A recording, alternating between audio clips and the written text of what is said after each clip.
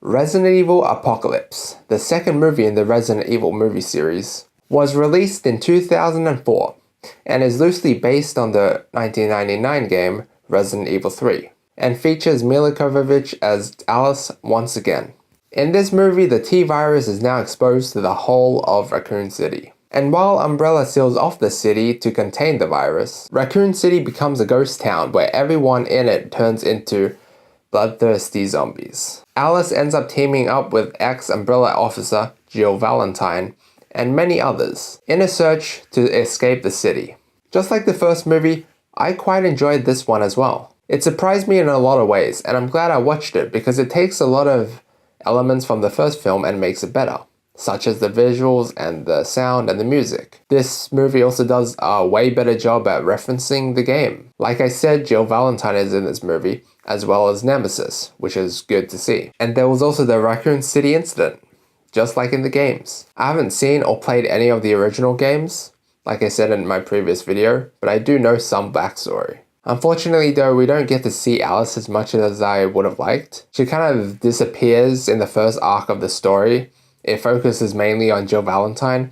Then later she returns in a badass motorcycle sequence, which I don't think was necessary, and it was quite bizarre as well. Like, how is she able to do all these things that a normal human being is obviously incapable of doing? I know she is a test subject for Umbrella, and we get to learn that throughout this movie, but I wish we had more backstory on that. The plot is very different, and there are way more characters.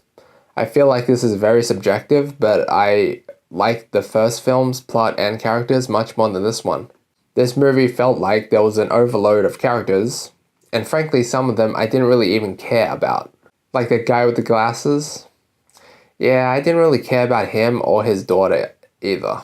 And that's the thing, the main goal of this movie was to try to find his daughter. And that wasn't very interesting.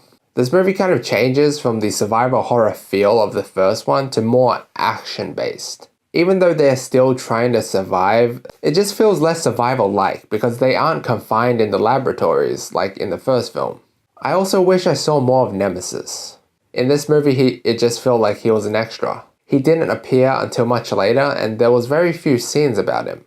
Also, he looked like a walking statue, and his face had no expressions at all. I just wished he looked more real, instead of him just lowering his rocket launcher very slowly and grunting.